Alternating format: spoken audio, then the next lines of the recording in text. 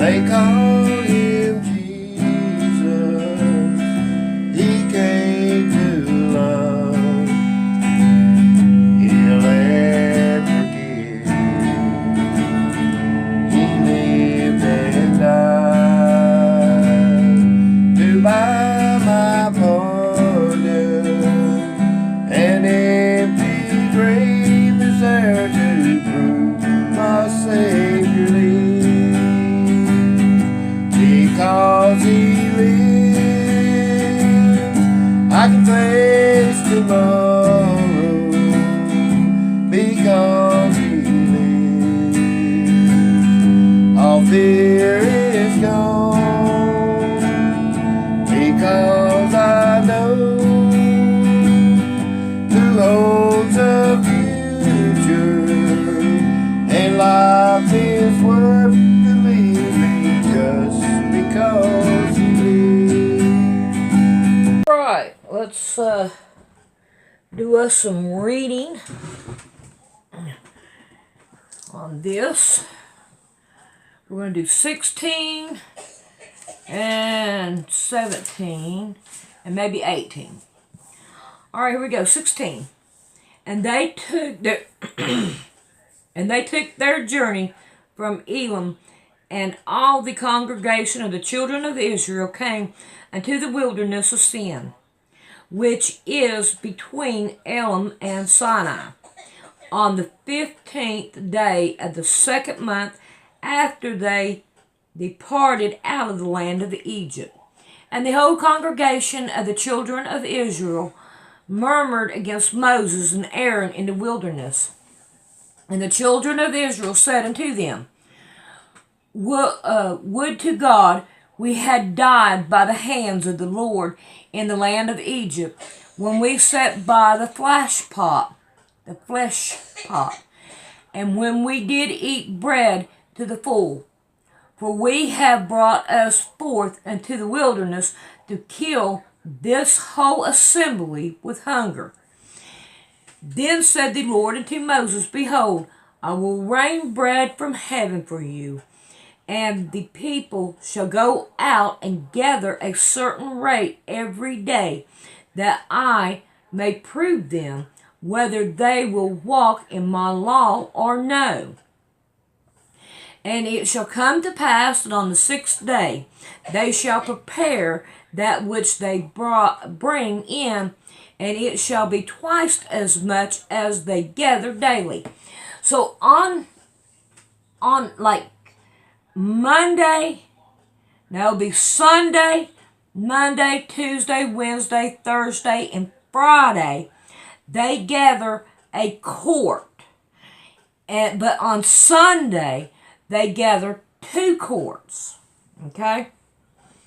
All right. And Moses and Aaron said unto the children of Israel, At evening, when ye shall know that the Lord hath brought you out of the land of Egypt, and in the morning, when you shall see the glory of the Lord, for that He heareth your murmuring against the Lord, and what are we, that ye murmur against us? And the Lord said, This shall be when the Lord shall give you in the evening flesh to eat, and in the morning bread to fill. For the Lord heareth your murmuring which you murmur against Him. And what are we? Your murmuring are not against us, but against the Lord. And Moses spoke unto Aaron, saying unto the congregation of the children of Israel, Come near before the Lord, for He hath heard your murmuring. And it came to pass, as Aaron spoke unto the whole congregation of the children of Israel, that they looked towards the wilderness, and behold, the glory of the Lord appeared in the cloud. And the Lord spoke unto Moses, saying, I have heard the murmuring of the children of Israel. Speak unto them, saying, At evening ye shall eat flesh, and in the morning ye shall be filled with bread, and ye shall know that I am the Lord your God. And it came to pass that at the evening the quails came up and covered the camp, and in the morning the dew lay around about the host. And when the dew that lay was gone up, behold, upon the face of the whole wilderness there lay a small round thing, as small as the hair frost of the ground. And when the children of Israel saw it, they said one to another, It is manna, for they waste not what it was. They called it manna because they didn't know what it was called. And Moses said unto them, This is the bread which the Lord hath given you to eat. This is the thing which the Lord hath commanded. Gather of it every man according to his eating, an omer for every man according to the number of your person. Take ye every man for them which are in his tent. So if you have 4 people in your tent, you get 4 omers. So like I said, you could it's like 4 pints, a pint a person. Okay, and that's just off my head. I think that's what I come up with, but it could be a quart. Okay, so it's either a pint or a quart. 17. And the children of Israel did so and gathered some more, some less. And when they did meet it with an omer, he that gathered much had nothing over, and he that gathered little had no lack. They gathered every man according to his eating. In other words, they only got what they wanted.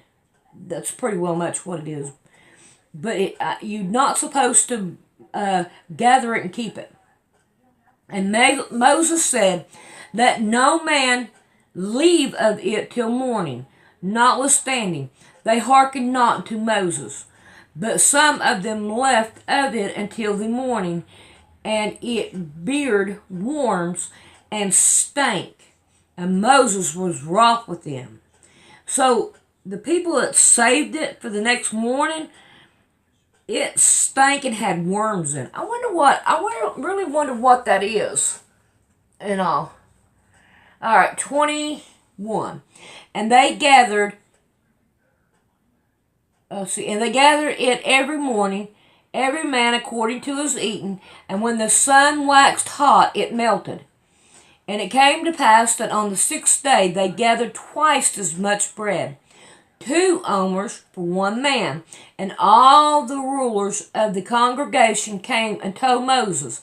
And he said unto them, This is that which the Lord hath said, Tomorrow is the rest of the holy Sabbath unto the Lord. Bake that which you will bake today, and seethe that ye will seethe, and that which remaineth overlay up for you to keep until the morning. And they laid it up till the morning, as Moses bade it, and it did not stink, neither was there any worm therein. So see, that's only God can do that. I mean, if you gather it up and the next day there was worms and stuff in it, and then he tells you, look, save it for this day. Okay? Alright, 25. And Moses said, Eat that today, for today is the Sabbath unto the Lord. Today ye shall not find it in the field. 6 days shall ye gather it, but on the 7th day, which is the Sabbath, in it there shall be none. And it came to pass that there went out some of the people on the 7th day for to gather, and they found none. And the Lord said unto Moses, How long refuse ye to keep my commandments and my laws?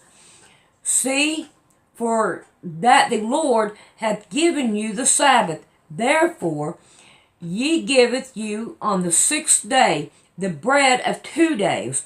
Abide ye every man in his place. Let no man go out from his place on the Sabbath day. So the people rested on the Sabbath day. So this is what I'm getting from this. You walked and you walked and you walked 6 days. But on the Sabbath day, you rested. You didn't walk nowhere. You didn't do anything. You stayed in your tent and you rested because, I think that it was pretty fair, you know. I'm lazy. I probably would have griped too.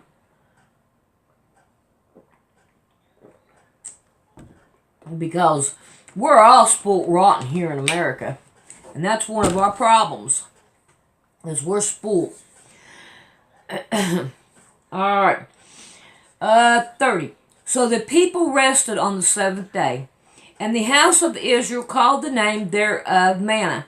And it was like a coriander seed, white. And the taste of it was like wafers made with honey. And Moses said, This is the thing which the Lord commanded. Fill an omer of it to be kept for your generation, that they may see the bread therewith I have fed you in the wilderness, when I brought you forth from the land of Egypt. And Moses said unto Aaron, Take a pot, and put an omer full of manna therein, and lay up before the Lord, to be kept for our generation. And the Lord commanded Moses, so Aaron laid it up before the testimony to be kept. Boy, don't we wish we had that now. That right there, they probably do have it somewhere. Maybe. I'm not saying they do or they don't. I don't know. But that would be something to see what it looks like. And the children of Israel did eat manna 40 years until they come to the land inhabited.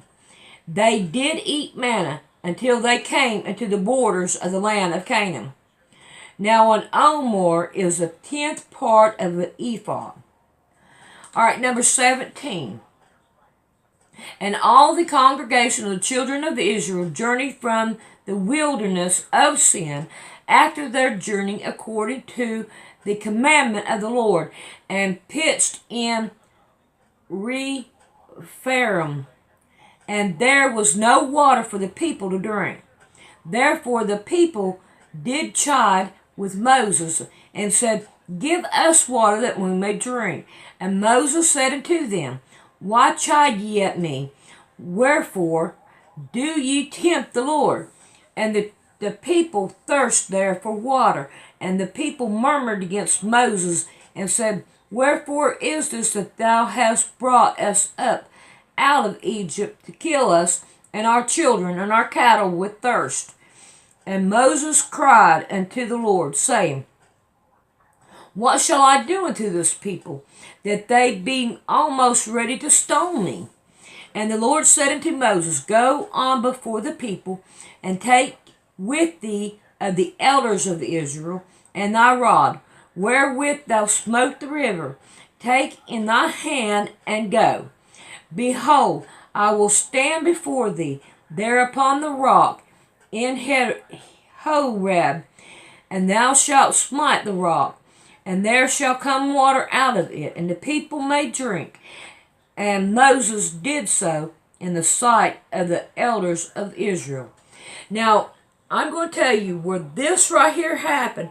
If you look up Ron Wyatt and about the rock and all, then you will see the rock that Moses struck. He tells you all kinds of things that went on there. Okay? So that's something you can look at if you want to. Ron Wyatt. And number 7, and he called the name of the place Maya and Merbetha, because of the chiding of the children of Israel, and because they tempted the Lord, saying, Is the Lord among us or not? And when came Amalek and fought with Israel in Rephidim, and Moses said unto Joshua, Choose us out men, and go out and fight the Amorites, or the Amaleks.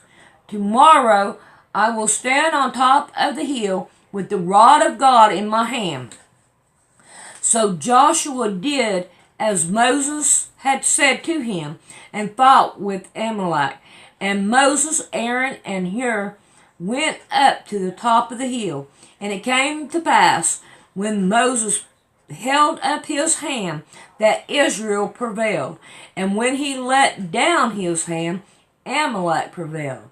But Moses' hands were heavy, and they took a stone and put it under him, that he sat thereon.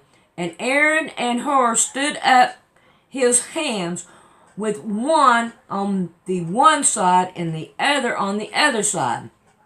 And his hands were steady until the going down of the sun.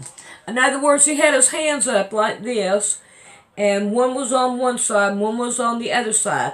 And they held his arms up so Moses could keep his hands like this.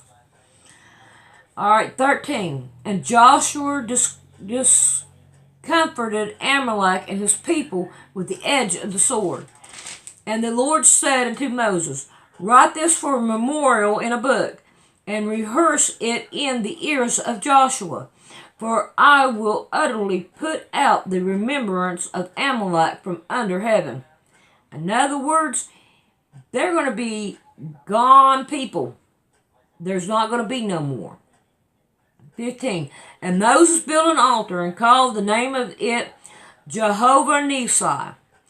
For he said, Because the Lord hath sworn that the Lord will have war with Amalek from generation to generation. Now I have to say, if they're still alive, we're probably still fighting. But God's people. Alright, now we are on 18. When Jethro, the priest of Midian, Moses' father-in-law, heard all that God had done for Moses and for Israel his people, and that the Lord had brought Israel out of Egypt, then Jethro, Moses' father-in-law, took Zipporah, Moses' wife, after he had sent her back, and her 2 sons, of which the name of one was Gershom, for he said, I have been an alien in a strange land. And the name of the other was Elzer, for the God of my father said he was my help and delivered me from the sword of Pharaoh. And Jethro, Moses' father-in-law, came with his son and his wife unto Moses into the wilderness, where he encamped at the mount of God. And he said unto Moses, I thy father-in-law Jethro am come unto thee, and thy wife, and her 2 sons with her. And Moses went out to meet his father-in-law, and did obeisance, and kissed him. And they asked each other of their welfare, and they came unto the tent. And Moses told his father-in-law all that the Lord had done unto Pharaoh and to the Egyptians for Israel's sake, and all the trouble that had came upon them by the way, and how the Lord delivered them. And Jethro rejoiced for all the goodness which the Lord had done to Israel, whom he had delivered out of the hands of the Egyptian. And Jethro said, Blessed be the Lord, who hath delivered you out of the hands of the Egyptians, and out of the hands of Pharaoh, who hath delivered the people from under the hands of the Egyptians. Now I know that the Lord is greater than all gods, for in the thing wherewith they dealt proudly he was above them. And Jethro, Moses' father-in-law, took a burnt offering and sacrifice for God. And Aaron came and all the elders of Israel to eat bread with Moses' father-in-law before God. And it came to pass on the morrow that Moses sat to judge the people, and the people stood by Moses from the morning until evening. Now, before we get into this, I want you to see how God wanted things to go. Now, Moses talked to God. Okay? Now, let's look at what the president, who he talks to. Does he actually talk to the Creator, Father God? Now, if you know anything about the brotherhood, then you know he is in the brotherhood. And the brotherhood, they do not worship the Creator, Father God. They worship Lucifer. And if you go and search out what I'm telling you, then you will understand what I'm saying here. So, but if he would actually worship the Creator, Father God, and do what he should do, then things would be a whole lot better. But I'm telling you, this is Lucifer's world, not the Creator God. Okay? 14. And when Moses' father-in-law saw all that he did to the people, he said, What is this thing that thou doest to the people? Why set thou thyself alone, and all the people stand by thee from morning to evening? And Moses said unto his father-in-law, Because the people come unto me to inquire of God. When they have a matter, they come unto me, and I judge between one and another. And I do make them know that the statute of God and his laws. So see, the laws were already established. And it was pretty well much, hey, look, this is what happened, and, like a court of law. There we go. All right, 17.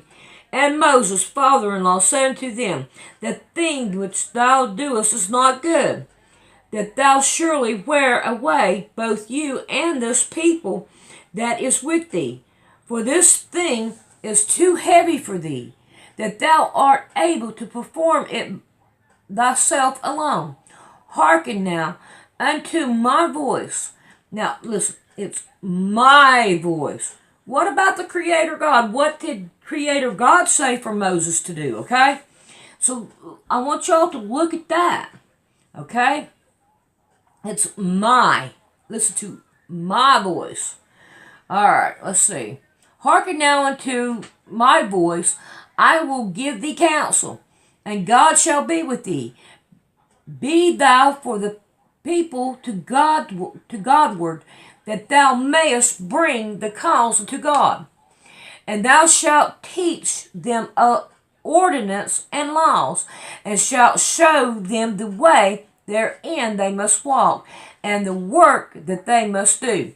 In other words, his father-in-law is saying, look, you need to teach some people what to do. Then that way, they can take some of the burden off of you, which I don't see no problem with it. What I was trying to say is they took this and they made our court system off of this.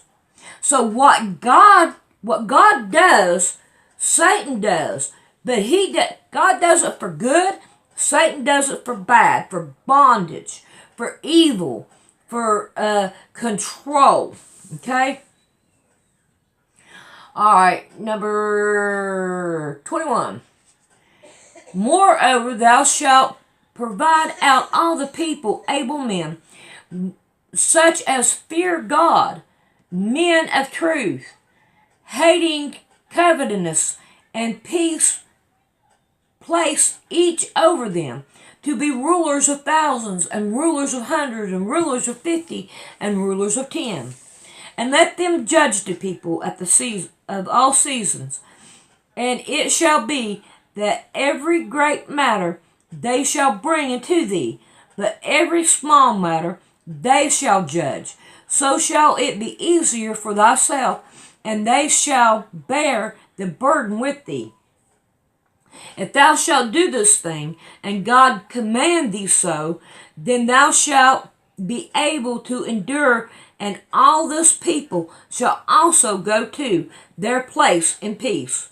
So Moses hearkened to the voice of his father-in-law, and did all that which he had said.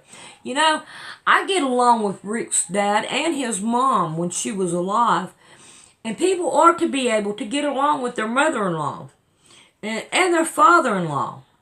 I don't understand how come here the generations, they despise each other. That's not too good. You know? I'm just saying that. All right, 25. And Moses chose able men of all of Israel and made them head over the people, rulers over 1,000, rulers over 100, rulers over 50, and rulers over 10. And they judged the people at all seasons, and hard causes they brought unto Moses. But every small matter they judged themselves. And Moses let his father-in-law depart, and he went his way into his own land. Okay, we are done with 18. When we come back, we'll work on 19. Alrighty, change this page so Mom can come in and read it. Alrighty, we will see you guys later. I hope you enjoy it. Hugs and kisses. This is how to donate to my PayPal. You come down here to Poor Man's Sewing, and you mash on Poor Man's Sewing. Then you go over here to About. You mash on About, and right here is to donate to Poor Man's Sewing.